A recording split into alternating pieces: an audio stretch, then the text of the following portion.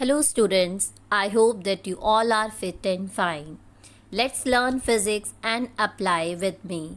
Welcome to my channel where we learn physics in an easy way. Today we will learn meter bridge, that is also known as slide wire bridge. So meter bridge is a practical form of Wheatstone bridge. तो ये एक Wheatstone bridge की एक practical form है जिसको हम practically metre bridge को use करते हैं. तो इसको हम यूज़ क्यों करते हैं? It is use to find unknown resistance को फाइंड आउट करने के लिए. और मीटर ब्रिज जो है किस प्रिंसिपल के ऊपर वर्क करता है? It is based on the principle of balance Wheatstone bridge. Now the question is, what is balanced Wheatstone bridge? कि बैलेंस व्हीटस्टोन ब्रिज का क्या मीनिंग है? स्टूडेंट्स, आपने पहले व्हीटस्टोन ब्रिज जो है वो लर्न किया हुआ है, that you know Wheatstone bridge क्या होता है. तो यहाँ पर बैलेंस कंडीशन क्या थी? Let's recall it.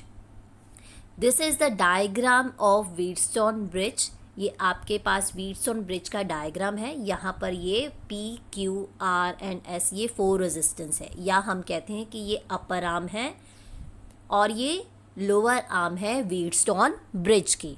तो व्हीटस्टोन ब्रिज जो है ये बैलेंस कंडीशन जब हम कहते हैं तो उसका मतलब ये होता है कि जब हमारे गैल्वेनोमीटर में से कोई भी करंट पास ना करे, मतलब IG की वैल्यू जो है वो ज़ीरो हो, कि गैल्वेनोमीटर में से करंट पास नहीं करेगा तो गैल्वेनोमीटर हमें डिफ्लेक्शन नहीं देगा. और इस टाइम पर इस बैलेंस कंडीशन पर जो हमारे पास कंडीशन होती है बैलेंसिंग की, जो सेटिस्फाइड होती है वो होती है that the ratio of the upper arm that means P/Q and the ratio of the resistance of lower arm that is equal to R/S. P/Q equal to R/S. So this is the condition of balanced Wheatstone bridge की. Balance Wheatstone bridge की क्या condition है कि इस time पर galvanometer में से कोई करंट पास नहीं करेगा, गैल्वेनोमीटर ज़ीरो डिफ्लेक्शन देता है और ये रेजिस्टेंस की रेशो जो है वो फॉलो होती है.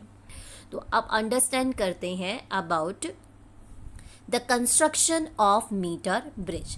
ना द कंस्ट्रक्शन में हमारे पास क्या यहाँ पर डायग्राम आप देख रहे हैं कि यहाँ पर ये जो रेजिस्टेंस है R, दिस रेजिस्टेंस R, ये एक रेजिस्टेंस बॉक्स होता है जिस रेजिस्टेंस बॉक्स में से हम कुछ एक नोन वैल्यू ऑफ रेजिस्टेंस जो है वो यहाँ पर यूज़ करते हैं, इंट्रोड्यूस कर देते हैं. और ये जो S है, S हमारा एक अननोन रेजिस्टेंस जिसकी वैल्यू हम फाइंड आउट करते हैं. देन यहाँ पर ये जो ब्लू कलर की आपके पास ये लाइन जो हमने यहाँ पर स्ट्रिप्स शो की हुई हैं, ये कॉपर की स्ट्रिप्स होती हैं. दीज आर कॉपर स्ट्रिप्स, जहाँ पर इन रेजिस्टेंस बॉक्स और शंट रेजिस्टेंस को इन कॉपर स्ट्रिप्स के गैप के बीच में कनेक्ट किया जाता है, कनेक्शंस किए जाते हैं. और यहाँ पर A और ये जो C पॉइंट है, this A, this one point and this C point, इन दोनों के बीच में ये कनेक्टिंग वायर जो नज़र आ रही है ब्लैक कलर की, ये कनेक्टिंग वायर जो है वो बनी होती है अलॉयस की, दैट इज़ कॉन्स्टेंटन या मैग्निन की. ये वायर हम अलॉय की क्यों बनाते हैं? क्योंकि अलॉयस जो होते हैं their temperature coefficient of resistance very low, मतलब वो टेम्परेचर के बढ़ने से उनकी रेजिस्टेंस में चेंज नहीं आता है. और यहाँ पर ये कॉपर स्ट्रिप्स जो हैं वो क्यों लगाई हुई हैं?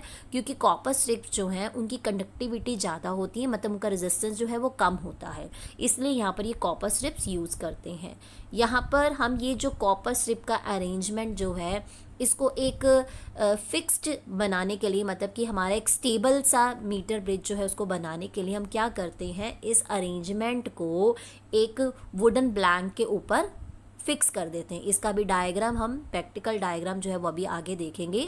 तो हम क्या करते हैं, इसको एक वुडन प्लैंक के ऊपर ऐसे फिक्स कर देते हैं ताकि हमारे कनेक्शन जो हैं वो मूव ना करें, हमारे स्ट्रिप्स मूव ना करें, उनको फिक्स कर दिया जाता है. तो अब हमारे पास यहाँ पर क्या चीज़ रह गई है, नीचे एक मीटर स्केल बनाया होता है वायर के साथ. यहाँ पर वेरी इंपॉर्टेंट क्वेश्चन यहाँ पर आता है कि मीटर ब्रिज को हम मीटर ब्रिज ही क्यों कहते हैं? क्योंकि इस ऑपरेटर्स में हम जो ये वायर यूज़ करते हैं, ये वायर 1 मीटर की होती है, इसलिए इसको मीटर ब्रिज कहा जाता है. और यहाँ पर ये दो टर्मिनल्स होते हैं ए और सी, जिसको आगे फर्दर कनेक्ट कर दिया जाता है बैटरी के साथ, ये सेल के साथ और की के साथ। Now this is the construction, basically this is what we look the meter bridge कि जब हमें मीटर ब्रिज अगर हम देखें उसको एक्चुअली में, ये हमारे पास मीटर ब्रिज आता है। तो यहाँ पर जो आप देख रहे हो here, this is the copper strip, ये कॉपर स्ट्रिप्स हैं और यहाँ पर ये बीच में ये कनेक्टिंग वायर है और ये गैप्स दिए होते हैं कनेक्शंस करने के लिए। तो लेट्स अब आगे हम देखते हैं इसके कनेक्शन। तो ये आपके पास कनेक्शंस होते हैं जब आप प्रैक्टिकल लैब में, फिज़िक्स लैब में अपने प्रैक्टिकल्स करेंगे, तो वहाँ पर आपके पास कुछ इस तरीके के कनेक्शंस आप वहाँ पर परफॉर्म करेंगे कि जो ये galvanometer and this resistance box, battery, ये साथ में जो कि इसके बारे में भी हम आगे लर्न करते हैं। So now let's learn the working कि किस तरीके से मीटर ब्रिज वर्क करता है, मतलब मीटर ब्रिज की हेल्प से हम कैसे रेजिस्टेंस फाइंड आउट करते हैं। तो यहाँ पर हमारे पास ये मीटर ब्रिज का डायग्राम दिया हुआ है। So here what we will do,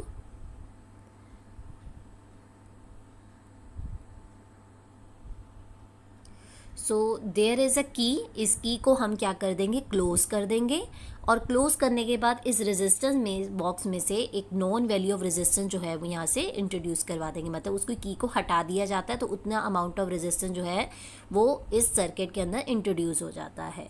अब हम क्या करेंगे, ये एक जोकी होता है, जो आप यहाँ पर देख रहे थे प्रीवियस स्लाइड में, दिस पेन, ये जो पेन आपको नज़र आ रहा है, दिस वन, ये जोकी है, ये पेन की तरह होता है और एक मेटल का एक पेन है जिसको हम क्या करते हैं, जो हमारी अलॉय वाली वायर थी, कनेक्टिंग वायर थी, उसके ऊपर हम इसको मूव करवाते हैं। तो सेकंड स्टेप में हमने क्या करना है, what we will do here, हम यहाँ पर इस जोकी को इस वायर के ऊपर स्लाइड करते हैं, ठीक है, और फिर वो पोजीशन फाइंड आउट करते हैं जिस पोजीशन पर गैल्वेनोमीटर, ये जो बीच में गैल्वेनोमीटर लगाया हुआ है, ये ज़ीरो डिफ्लेक्शन शो करे। गैल्वेनोमीटर क्या करे, ज़ीरो डिफ्लेक्शन शो करे।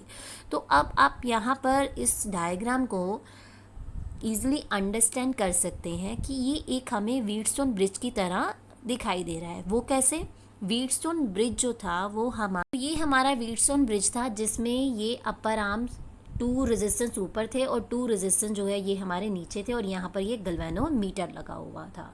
तो सेम डायग्राम हमें मीटर ब्रिज में भी यहाँ पर हम देख रहे हैं। यहाँ पर भी हमारे पास 2 रेजिस्टेंस ऊपर हैं, दिस रेजिस्टेंस R और S ये ऊपर हैं, जो हमारे व्हीटस्टोन ब्रिज के यहाँ ये अपर वाली आर्म पे थे। और यहाँ पर जहाँ पर ये जोकी की पोजीशन हम फिक्स करेंगे, मीन्स हम वो पोजीशन फाइंड आउट करेंगे जहाँ पर गैल्वेनोमीटर हमें ज़ीरो डिफ्लेक्शन शो करे।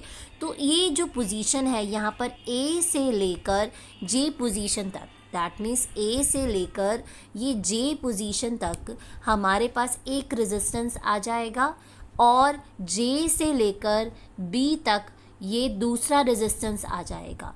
मतलब इस टाइम पर तो हमारे पास यहाँ नीचे भी 2 रेजिस्टेंस आ गए, P और ये Q, ठीक है। तो अब इस कंडीशन पे गैल्वेनोमीटर जो है वो डिफ्लेक्शन जो है वो नहीं शो करेगा, मतलब J पॉइंट वो पॉइंट होगा जब गैल्वेनोमीटर डिफ्लेक्शन शो ना करे। तो इट मीन्स हमारे पास ये ब्रिज जो है वो अभी क्या है, बैलेंस स्टेट में है। अगर बेटा बैलेंस स्टेट में होता है तो हम वो बैलेंसिंग कंडीशन जो है वो यूज़ करते हैं। तो सबसे पहले हमने यहाँ पर क्या लिखा हुआ है, वही A और J के बीच के रेजिस्टेंस को हमने P से लिखा, J और B के बीच के रेजिस्टेंस को हमने Q से लिखा। और अगर हम ये कहते हैं कि जो हमने यहाँ पर एल्युमिनियम की वायर यूज़ की है उसका रेजिस्टेंस पर यूनिट लेंथ में स्मॉल r कंसीडर करती हूँ, तो हमारे पास जो ये रेजिस्टेंस P के लिए अगर मैं फाइंड आउट करूँ वो किसके इक्वल होगा, क्योंकि इसकी लेंथ मैंने यहाँ मीटर स्केल से निकाली तो वो लेंथ आ गई L के इक्वल। तो RL आ जाएगा ये वाला रेजिस्टेंस, और यहाँ से लेकर यहाँ तक का जो रेजिस्टेंस है वो कैसे निकालेंगे, क्योंकि ये हमारी जो वायर होती है वो 1 मीटर मतलब 100 सेंटीमीटर की होती है, तो ये हमारे पास आ जाएगी 100 माइनस L के इक्वल। तो हमने P और Q के रेजिस्टेंस भी फाइंड आउट कर लिए। तो अब हम क्या करेंगे, अब हम व्हीटस्टोन ब्रिज की बैलेंस कंडीशन जो है वो यहाँ पर अप्लाई करेंगे। तो B/Q इक्वल टू R/S हमारी कंडीशन थी, तो ऐसा आ जाएगा Q/P इंटू में R। तो यहाँ पर Q की वैल्यू हमने निकाली थी R 100 माइनस L, और P की वैल्यू हमने निकाली थी RL। R से R कैंसिल हो जाएगा and we will get S equal to 100 minus L upon में L इंटू में R। तो अगर हम अपने प्रैक्टिकल में ये फाइंड आउट कर लें कि किस पॉइंट पर गैल्वेनोमीटर ज़ीरो डिफ्लेक्शन शो कर रहा है, मतलब हम L की वैल्यू निकाल लें और रेजिस्टेंस बॉक्स में जो रेजिस्टेंस हमने निकालना है वो हम खुद ही फाइंड आउट हम निकालेंगे उसके अंदर। तो दैट मीन्स यहाँ पर हम एक अननोन रेजिस्टेंस मतलब S की वैल्यू जो है वो फाइंड आउट कर सकते हैं। तो हमने अभी अंडरस्टैंड किया कि मीटर ब्रिज क्या होता है, किस प्रिंसिपल के ऊपर ये वर्क करता है, एंड इसको किस तरीके से हम इसको यूज़ करते हैं, व्हाट इज़ द वर्किंग। तो अब हम कुछ क्वेश्चंस जो हैं वो सॉल्व करते हैं। Now the first question is what is the material of the bridge wire, what is the criterion for selection, कि जो ब्रिज वायर है वो किस मटेरियल की होती है और हम वो किस बेसिस पे वो वायर का जो मटेरियल है, हम कौन सी वायर क्यों यूज़ कर रहे हैं, क्या क्राइटेरिया है। आंसर है कि हम यहाँ पर अलॉयज़ जो है वो अलॉय मेटल मटेरियल की वायर यूज़ करते हैं। Example constantan and manganin. वो क्यों यूज़ करते हैं, बिकॉज जो अलॉयज़ हैं उनका टेम्परेचर के चेंज होने से उनके रेजिस्टेंस पे इफ़ेक्ट ज़्यादा नहीं पड़ता, उनका टेम्परेचर कोफिशिएंट ऑफ रेजिस्टेंस जो है वो बहुत कम होता है। नेक्स्ट क्वेश्चन है what is a metre bridge, why is it so called. Meter bridge is a practical form of Wheatstone bridge which is used to find out the unknown resistance, and it use 1 meter length long wire. That is why it is known as meter bridge.